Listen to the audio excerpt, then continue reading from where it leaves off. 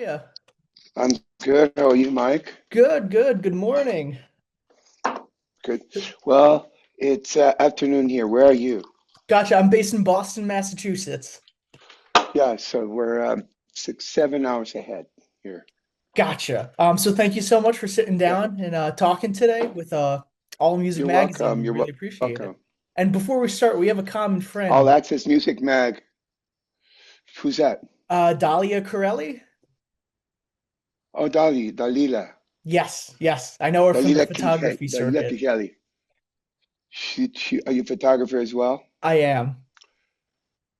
Yeah, she does my social media, or yeah, she She's works on great. that. She's awesome. So, She's cool. um, whole premise, your upcoming tour with Adrian Vandenberg starting on the 3rd in Yes. New Bedford. So how did you get involved with that tour? Long story short, Adrian and I have a history, as you can know, as you well know, with Whitesnake, the connection, and I met him uh, through David Coverdale way back. I can't remember the year, but I think it was 1935 or something like that, a long time ago. But I was new in LA and semi-new, 3 or 4 or 5 years, and I got the call from David and to meet up with him at his house. He flew me up, and we had a great hang. Great the whole day. I was there. We had dinner. We discussed everything you can imagine about the industry, the music, where I've been, where he's been, all that. Show me some beautiful music, and he's got some beautiful instruments. He had a guitar that belonged to John Lennon. So we had a great time. I have great memories of that first meeting. But then shortly after, he called me and says, I'm going to I'm putting this project together and I would like for you to be part of it. Um, and I said, of course, absolutely. Let me look at my schedule. For Without sounding pretentious, but let's just say that I've been booking a lot of stuff. So Right. I had to move some things around and all that. Very lucky. I've been very privileged like that, man. And So he called me and says, this is a last minute thing, but I was shooting some video on a couple of songs, Rest Us Hard, and I need you to be there. So yeah, we shot up. He flew down. I lived in Hollywood in Studio City at the time, so I met up, and that's when I met Adrian, and we got along really well. I found him to be a cool cat, and then so we did that, and then I ended up in the studio, and to my surprise, Adrian was not there. It ended up being a different project. What ended up being Into the Light, that album. But it was Earl Slick from David Bowie and John Lennon on guitar and Doug Bossy, who was working with a project with Matt and Greg Bissonette called the Mustard Seeds. Great project. And he was on the map. He was getting on the map, Doug. Amazing talent. Danny Kamasi on drums and the rest. So we had a great time. The connection was there. The fans know about that connection. And about 3, 4 years ago, after the pandemic, I came across him in Europe, and his manager approached me to want to help me managing, which I desperately needed at the time. I still do. And he suggested, hey, why don't you guys, the fans know about the connection, the Whitesnake connection, why don't we do some shows together? Long story short, it was absolutely successful. The shows were sold out everywhere. We did six first, and then we ended up doing 10 more. And so we stayed in touch. Since then, the manager has moved on, and we stayed in touch. I stayed in touch with this camp, and we put our heads together to do a run in the U.S. So they got in touch with me and says, "What do you think?" I said, "Absolutely." So I got in touch with my agent, Dean Sweat, and he says, "Yeah, let me go get some feelers." As you well know, that the industry has suffered a lot, and the U.S. market is really compromised. It's really tough to put anything together. But to our surprise, there was a lot of interest, and people were ready to run with it. So we went, and you're the result of what's being created, man. We started. He found 12 dates, I think 15 dates, and then we're up to. a ton of dates now. So we're very excited, man. I'm very excited personally that I'm getting to hang with Adrian and his band. His band's absolutely insane. It's so good. The bass player is a great bass player. The drummer, um, which is there's going to be a little surprise as far as the drummer's concerned. To Yeah. everybody's surprise, it's going to be a good one. Um, but Matt Singer is just amazing. Matt's Levin is just mind blowing. So we're looking forward to that. Along the way, we had been talking to Vinny. Vinny and I did some shows together in Slovakia, and we started talking about the industry, how difficult it is to create, to book tours and dates and travel, the whole thing. And so I said, which is something I've been doing. I've been really researching the package deal with two headliners or three, and that seems to be the formula now because people feel like they're getting the promoters feel like they're getting more for their buck, and the agents, the buyers as well, and so the fans do as well. So you're getting a lot for your effort of buying the ticket and all that. So that's what happened, man. And believe it or not, it's going so well. There's plans of doing some more, and we'll be announcing it Oh wow. because the ticket sales are over the top. There's a lot of excitement, including myself. And for me personally, to be in that situation is great because I get to play my music. Right. And this is Exactly. something that this has been my journey since since Viva La Rock came out. And then I was really involved with the Dead Daisies, so I couldn't really support properly. And then 19, when we went into a bit of a hiatus with the Dead Daisies, looking for a new singer, I was given the green light to go out there and just book and do my thing. So I did. And again, to my surprise, I ended up with overdoing, we were doing over 100 shows that year. Right. And setting up the festivals for 20, and it was, all the seeds were planted, cultivated, and then we know what happened in 20. So we're, we're kind of we're kind of reeling back on what was supposed to happen in 2021, and we're starting now. It's just starting to catch up again. But Right. so that's the long answer. The short answer, but I think you guys like it when we talk. I Yeah, think when you're when absolutely. And you kind of touched on my next question a little bit. How did you end up wrapping Vinnie Moore into the collaboration? well, that's what it was. We met on the road. He was doing a show I'm trying to remember Nové Mesto,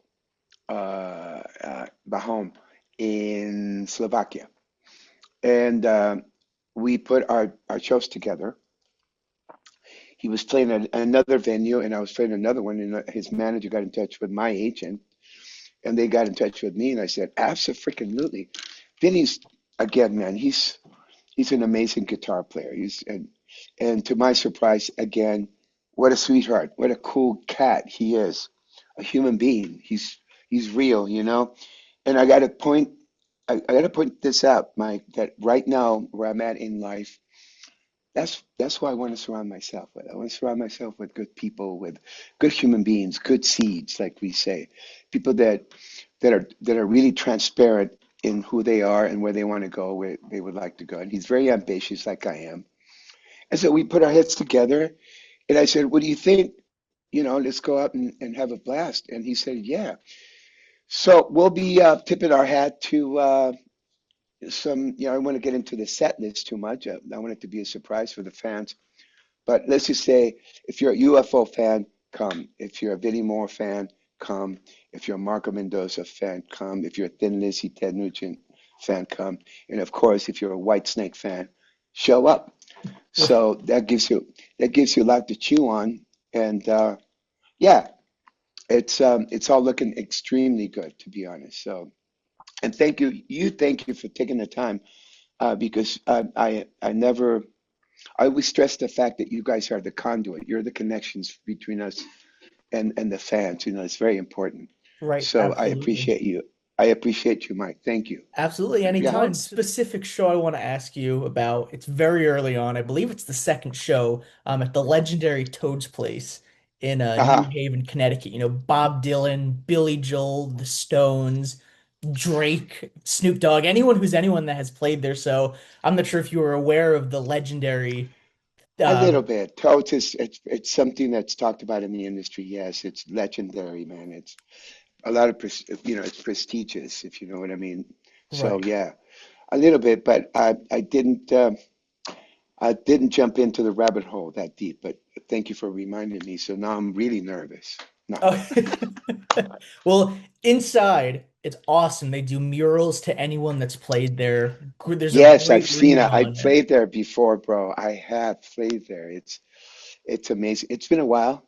I think I Okay. was there with Grant Bonnet a few years Wow. ago, 2 years ago. We put a package together again with our friend, with the same agent, Okay. Dean Sweat. So and we had a great time. The fans were awesome. You guys really love music, uh, in Massachusetts, man. Or it's Connecticut, that whole area, Yeah, the the whole East New Coast. England It's just area. New England, man. It's just slamming, man. I love it. And Yes. so besides, I guess, jokingly being nervous, what other emotions do you think, you're going to some of these legendary venues like Sony Hall in New York, Jurgles Uh-huh. in Pennsylvania, where a lot of bands are stopping now. So what's that emotion going into some of these shows in some legendary venues? Well, I joke about the nervous thing because if I can be really honest, I don't get nervous anymore. I get excited. I get really jittery, if you want to call it, but it's not nervous out of fear. It's just excitement. It's just overwhelming excitement.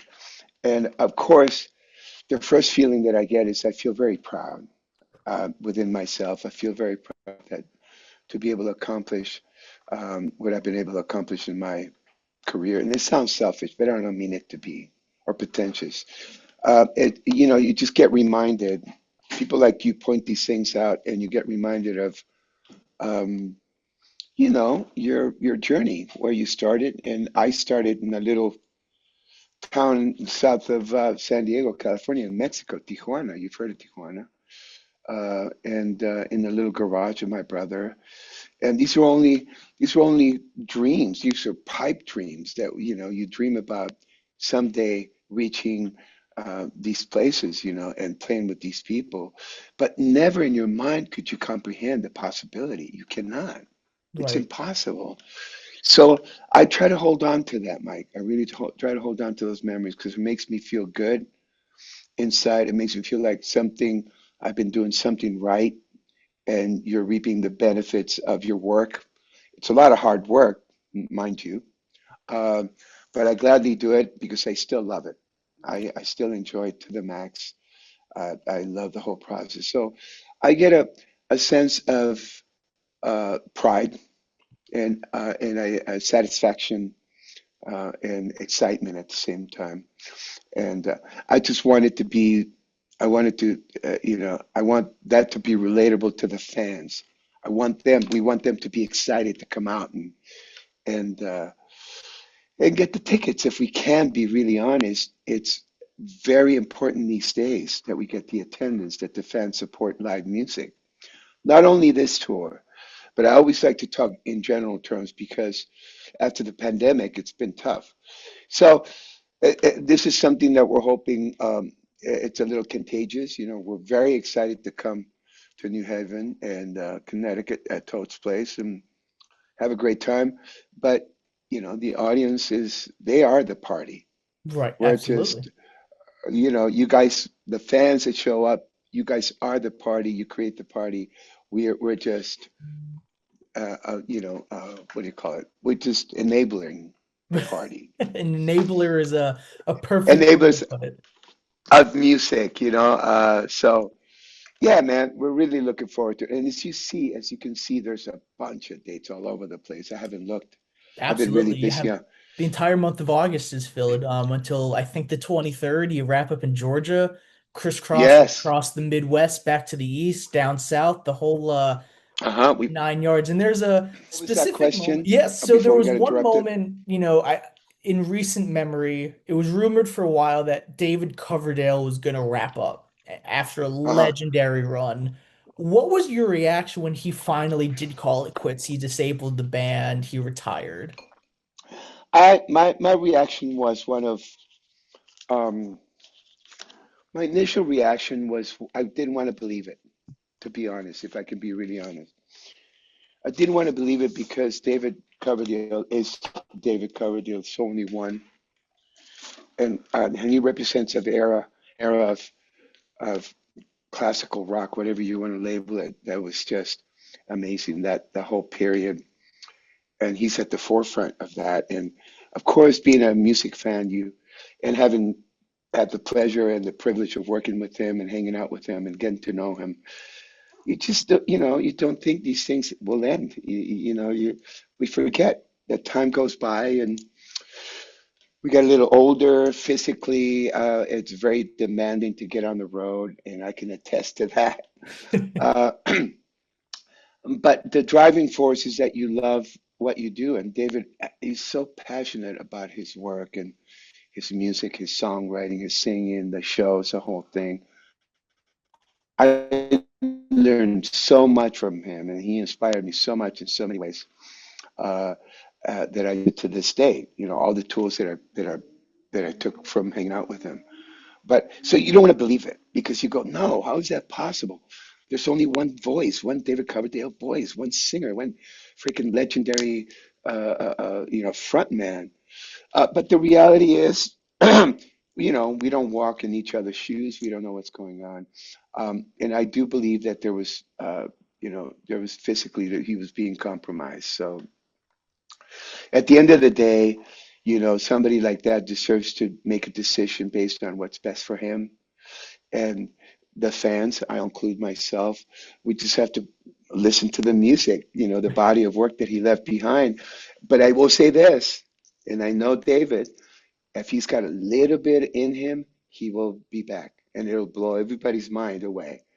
It's going to blow us all away because I thought he was, hanging out.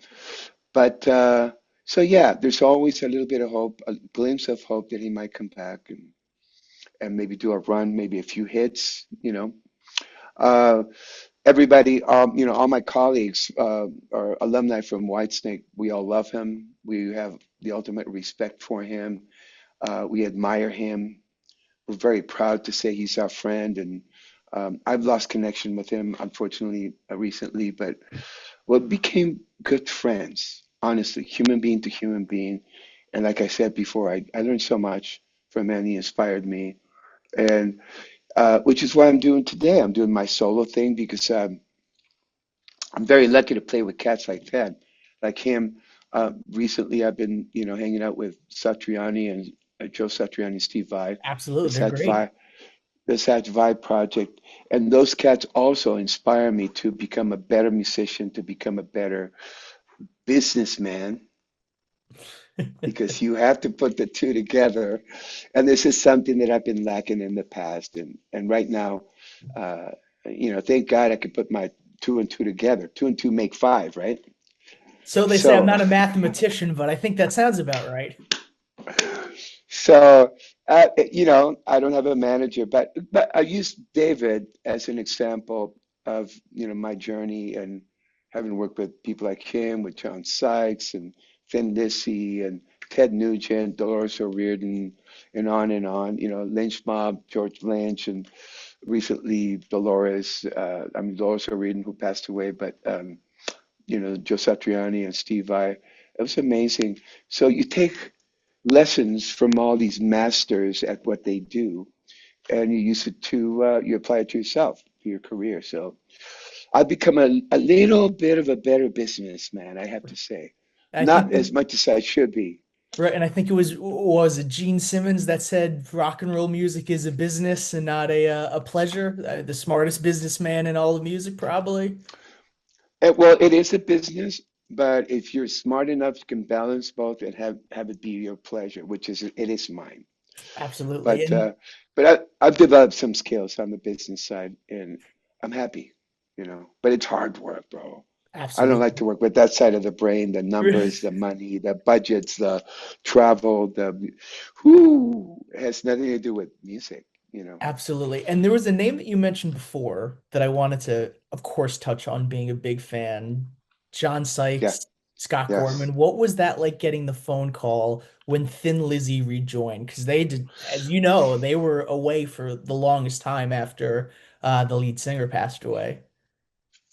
Phil passed away in Phil Lynott passed away in 86. And I got the call at 94 to do this run in Japan. But credit to my brother, who rest in peace. I love him. I miss him. He he has all the respect and all the love for me as well. I learned so much from him, and he inspired me so much. John Sykes. I was working with him, and in the set we came in on the second album, the second Blue Murder album, because he had a three-album deal with Geffen. And the first album, which was groundbreaking for all us musicians, and it really didn't fly as hard as it should have because it was amazing, man. The material was great, the singing was great, the playing. Carmine on drums and Tony on the fretless, just killing it. I'm a fretless fan. I play Gotcha. fretless. So when I heard that in the rock and roll uh, genre, I'm like, yeah, man. And the writing, the songs was very, very strong. And when that happened, I guess they got to a point where it just started dissolving. It just didn't create the work or the buzz that it should have. And John had he had a three-album deal with Geffen, so he was everybody went their own way, and he heard about me in LA. I was playing a local club, jazz club, with a fusion band that I put together, and we were getting a little bit of we were getting noticed because we were doing something outside the box. So he heard about this fretless guy that sang and came in to audition me, sat through the set, and of course I'm playing a lot of notes, a lot of jazz fusion stuff. And we usually did two sets. So I took a break. He came over, introduced himself tonight. He says, "Hi, I'm John Sykes. I know who you are, bro. I'm a big fan. Thank you for coming." La la la. Well, he said he got to the point right away. He says, "I have I'm 6 months behind on my second album, the second Blue Murder album, and I heard about you. There's a buzz about you in town. I came to hear you, and I love what I heard. Can you come into the studio and let's talk about it?" I said, of course. So a few weeks later, I was in the studio and I heard everything, and we became fast friends, like right away, as a human being, one on one, face to face. And so he took me under his wing, really, and he opened a lot of doors for me, and that he introduced me to another, another fan base, if you will, that he had, and from the Whitesnake days and Tigers of Pantang and Thin Lizzy and Blue Murder now. So he introduced me to that, and we were in Japan doing a run on the second album, Nothing But Trouble, and Udo, the big promoter there, the biggest Oh Udo, yeah. Mr. Udo, everybody knows who he is. He We were having a meeting and a dinner, which is he does that regularly after, you know, he likes the band, he supports it. It's one of his restaurants. He went to have some Kobe beef. It was amazing, and uh, and they were talking about Phil and how he was missing Phil. I guess him and Phil were good friends, Phil in it. And then he asked John, so what's going on with the camp? Have you stayed in touch with the boys, with Scott Gorham, with Brian Downey, with Darren Wharton? And he said, I'm sitting next to him. He says, yeah, we talk from time to time, but everybody's either doing nothing or busy doing other things. He said, what do you think if you call them and try to put something together to pay tribute to Phil? And that was it. So we came home, and a few months later, he calls. He says, Marco, we're we're putting a tour together in Japan for Thin Lizzy to pay tribute to Phil, and I would like for you to be the bass player. So the boys are coming into town to LA, and we're doing rehearsals at Third Encore, and come in, man, do some homework and learn the stuff. And I did. Back in the day, there was uh, Tower Records it still existed in LA. And I went and got myself all the VHS that you can imagine, Right. all the tapes so I could see the live performance. And then I got CDs and not C maybe CDs were maybe they were starting, but cassette tapes Hmm. and, uh, and all the content I could get my hands on. And I studied it and I learned about 25, 30. I made a few notes on a few songs and Wow. I showed up and we played for a couple hours.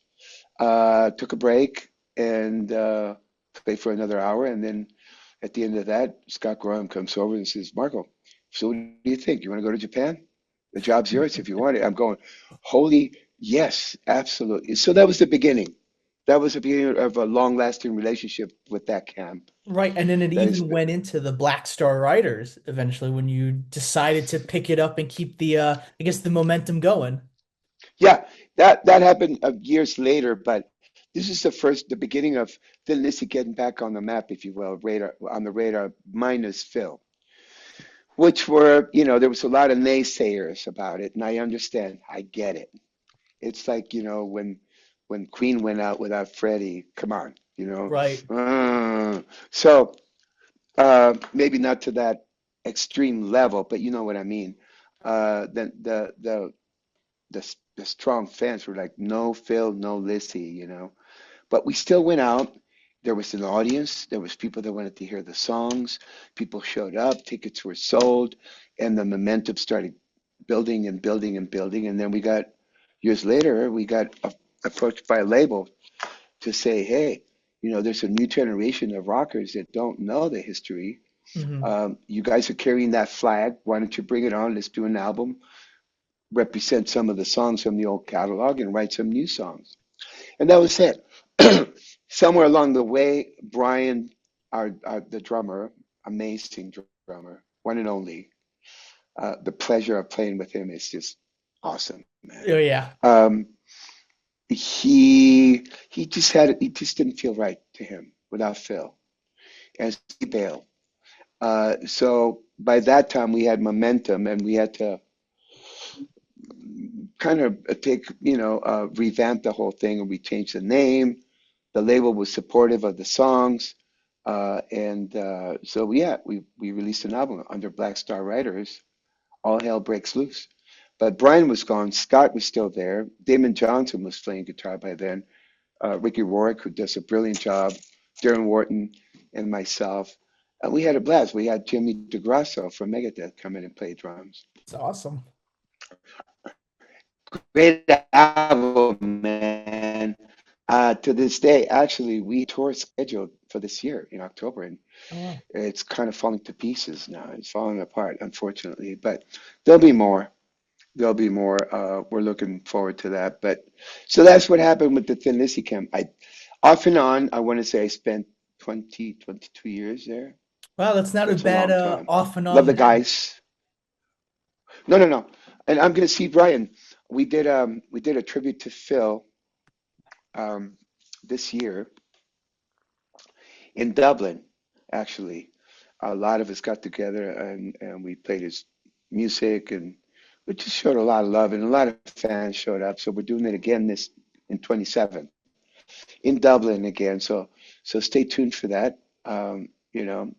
It's going to be great for the people who want to travel to Dublin. It's a one-off. A lot of Absolutely. surprises coming on, but so that was my thing. John was the reason I got plugged into the Tennessee camp, and it was a great opportunity. And then I came back when he wasn't part of it, Hmm. um, how things would have it.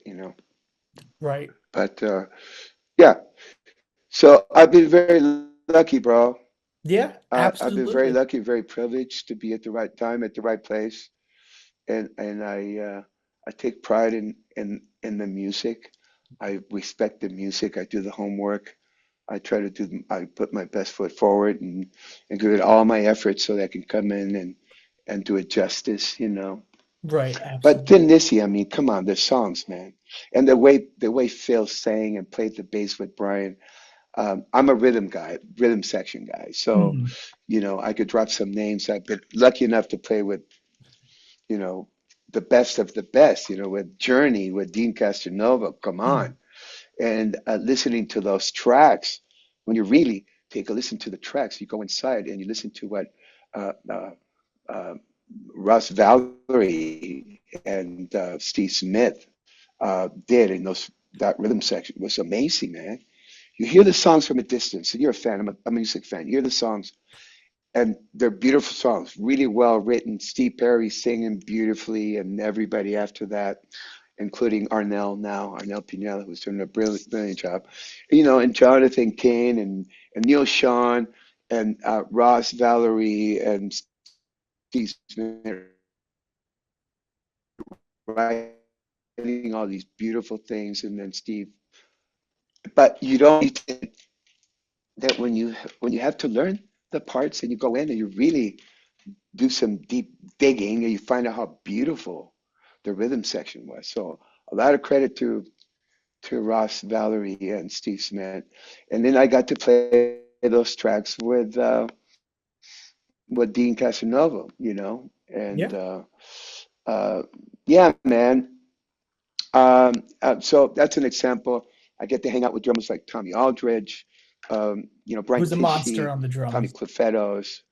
Yeah, all of them. So I know about rhythm sections, and Brian is one of a kind. I have to say, he's a big part of the reason why those songs swang. They swing, man. They Right. swing. They got that pocket, and I'm a swing guy. If it ain't got that swing, it don't mean a thing. Right. That is It's a so perfect way to true. put it. It's so true. It's an old song, but so yeah, I appreciate that stuff, and so a pleasure, man, to play with Brian. I hope I get to play with him again soon. Right, And absolutely. that's my story with Thin Lizzy. Sure. And But right now, I'm flying my own flag. Uh-huh. Go ahead. exactly. No, you beat me to it. I was going to say, speaking of pleasures, it was great to talk to you today. Unfortunately, the Thank you, time brother. is running out. I got the Yes. little clock on the top of the screen, but Marco, I Okay. really appreciate you sitting down on your afternoon, my morning here in the States, and talking about this upcoming Thank tour. you. Let's do it again anytime soon, man. There's a lots going on. Maybe in 2, 3 months we'll get updated. Yeah. Absolutely. But We'll we'll sit see you. back We'll down. see you at Toad. We'll see you at Toad's place. Are you coming, New I'm going to Haven? Are try you to showing come. up? I'm going to try to be there. I'd love to meet you, brother. Absolutely. Anytime. Thank you so much. I appreciate Peace. it. Have a good one. Thanks, you Bye. too.